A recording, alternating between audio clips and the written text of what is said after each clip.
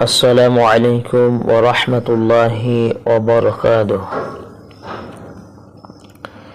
الحمد لله نحمده ونستعينه ونستغفره ونعوذ بالله من شرور أنفسنا ومن سيئات أعمالنا. সমস্ত প্রশংসা আল্লাহর জন্য। আমরা তার প্রশংসা করি, তার কাছে সাহায্য চাই, তার কাছে ক্ষমা চাই, আর আমরা আমাদের নাফসের অনিষ্ট ও আমাদের খারাপ আমল থেকে আল্লাহর কাছে আশ্রয় চাই। ওয়াসসালাতু ওয়াসসালামু আলা নবিয়িনা মুহাম্মদ ওয়া আলা আলিহি ওয়া সাহবিহি আজমাইন। আর আমাদের নবী মুহাম্মদ, তার পরিবার পরিজন ও তার সকল সাহাবীর ওপর আল্লাহর রহমত ও শান্তি বর্ষিত হোক। ওয়া রাদিয়াল্লাহু আন আসহাবিহিল কিরাম ওয়া আনিত তাবিঈনা লাহুম বিইহসানিন ইলা ইয়াউমিদ্দিন। আল্লাহ তার সম্মানিত সাহাবীদের ওপর এবং কিয়ামত পর্যন্ত যারা নিষ্ঠার সাথে তাদের অনুসরণ করবে তাদের ওপর সন্তুষ্ট হন। আল্লাহুম্মা আমিন। সম্মানিত দিনী ভাইদেরকে সামনে রেখে পবিত্র কোরআন মাজিদ সূরা আল বাকারা আয়াত নম্বর 6 নম্বর আয়াত থেকে যতটুকু পারি তাফসীর আপনাদেরকে শোনাবো ইনশাআল্লাহ, সহজ ভাষায় সালাফি মানহাজ অনুযায়ী। আল্লাহ তাআলা বললেন, ইন্নাল্লাযীনা কাফারু সাওয়াউন আলাইহিম আআনযারতাহুম আম লাম তুযিরহুম লা ইউমিনুন খাতামাল্লাহু আলা কুলুবিহিম ওয়া আলা সামিইহিম ওয়া আলা আবসারিহিম গিশাওয়া ওয়া লাহুম আযাবুন আযীম। ওয়া মিনান নাসি মান ইয়াকুলু আমান্না বিল্লাহি ওয়া বিল ইয়াউমিল আখির ওয়া মা হুম বিমুমিনিন।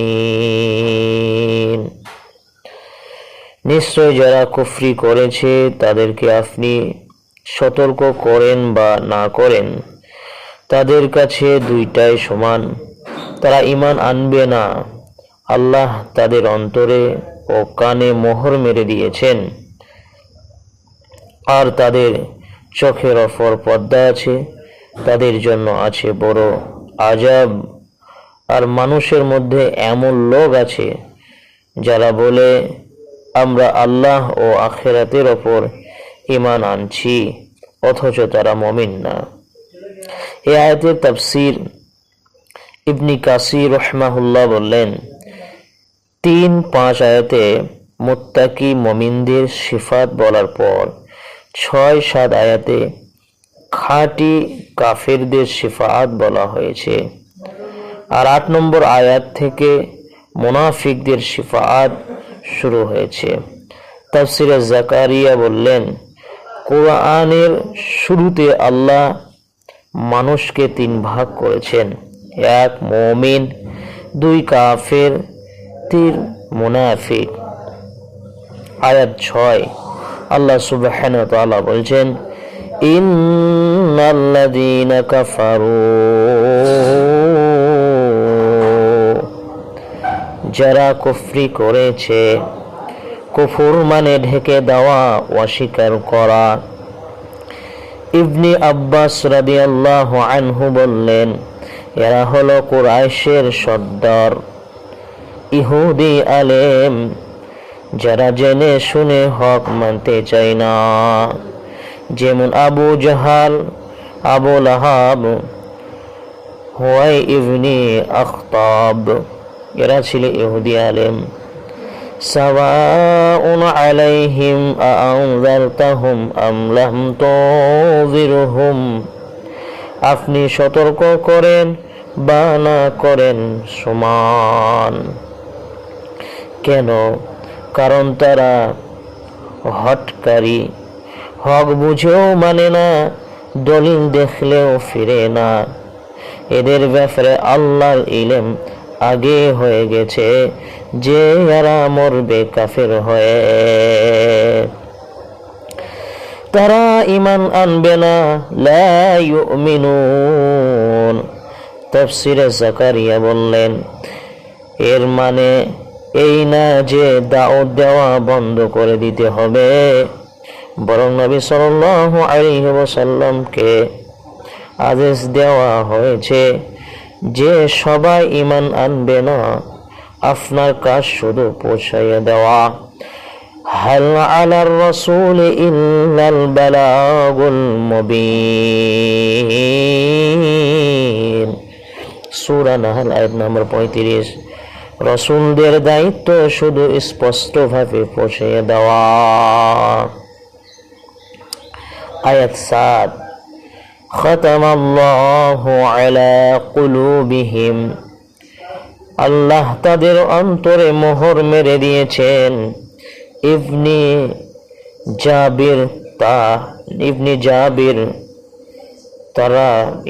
জাবির তাবিরি রাহমাহুল্লাহ বললেন, খতম মানে সিল মেরে দেওয়া। যেমন চিঠির মুখ বন্ধ করলে আর কিছু ঢোকে না, তেমনি তাদের দিলে হক ঢোকে না। কাতাদা রাহমাহুল্লাহ বললেন, শয়তান তাদের ওপর চলে বসে, ফলে তারা হেদায়েত শুনে না, মানে না, আর তাদের কানে ওয়াইলা সামিইহিম, অর্থাৎ কান দিয়ে শুনলেও অন্তরে দিয়া বুঝে না। কান দিয়ে শুনলে অন্তরে দেওয়া বুঝে না, মানে মানুষ যখন কান দিয়ে শুনে তখন ওই কথাটাকে অন্তরে দিতে হয়। তো ওরা কান দিয়ে শুনে কিন্তু অন্তরে দেয় না, এই জন্য অপকার হয় না। বাস্তবে এখন আমরা অনেক মুসলিম আছি, কান দিয়ে শুনি, সেটা কিন্তু আমরা দিলকে দিই না। এই জন্য আমরা নিজেরা উপকৃত হতে পারি না। চেষ্টা করবো আজকের পর থেকে আমরা নিজেরা উপকৃত হতে পারি, আমাদের দুনিয়া এবং আখিরাত দুটোই যেন বাঁচে। আল্লাহ সুবহানাহু ওয়া তাআলা আমাদের তৌফিক দিন, আল্লাহুম্মা আমিন। আর তাদের ওয়ালা আবসারিহিম গিশাওয়া, চোখের ওপর পর্দা, অর্থাৎ নবী সাল্লাল্লাহু আলাইহি ওয়াসাল্লামের মুজিজা কোরআনের নূর দেখেও দেখে না, হক চিনে না। সালাফি আকীদা, আল্লাহ মোহর মেরেন বান্দার নিজের কাজের কারণে। প্রথমে তারা নিজেরা হক থেকে মুখ ফিরায়, তারপর আল্লাহ সাজা হিসাবে মোহর মারেন। আল্লাহ বললেন, ফালাম্মা যাগু আযাগাল্লাহু কুলুবাহুম। যখন তারা বেকা হলো, আল্লাহ তাদের দিল বেকা করে দিলেন। তাই কেউ বলতে পারবে না আল্লাহ মোহর মারছে, আমার দোষ কি? তাই কেউ বলতে পারবে না আল্লাহ মোহর মারছে, আমার দোষ কি? কারণ শুরুটা সে নিজেই করেছে। নবী সাল্লাল্লাহু আলাইহি ওয়াসাল্লাম বললেন, ইন্নাল কুলুবা বাইনা আসবুআইনি মিন আসাবির রহমান ইউকাল্লিবুহা কাইফা ইয়াশা। তিরমিজি 2140 নম্বর হাদিস, হাদিসটি সহিহ। অন্তরগুলা রহমানের 2 আঙ্গুলের মাঝে, আমাদের অন্তরগুলো রহমানের দুই আঙুলের মাঝে, তিনি যেভাবে চান ঘোরান।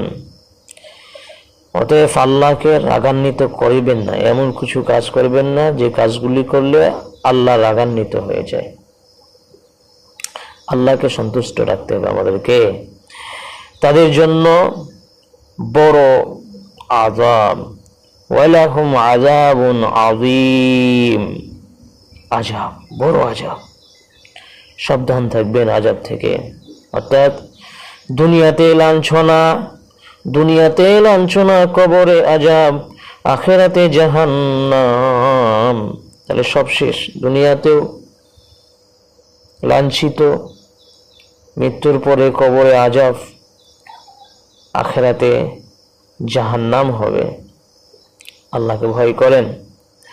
আয়াত 8, ওয়ামিনান নাসি মান ইয়াকুলু আমান্না বিল্লাহ, আর মানুষের মধ্যে এমন লোক আছে যারা বলে আমরা ঈমান আনছি।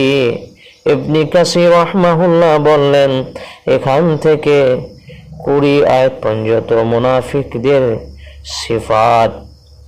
মদিনায় হিজরতের পর মুনাফিক বের হয়েছে, মক্কায় ছিল না। কারণ মক্কায় মুসলমান দুর্বল ছিল, ভয়ে কেউ মুনাফিকি করত না। মুসলমানরা যখন শক্তিশালী হয়, ওই মুসলমানদের থেকে কিছু মুনাফিক বের হয়, এটা মনে রাখবেন।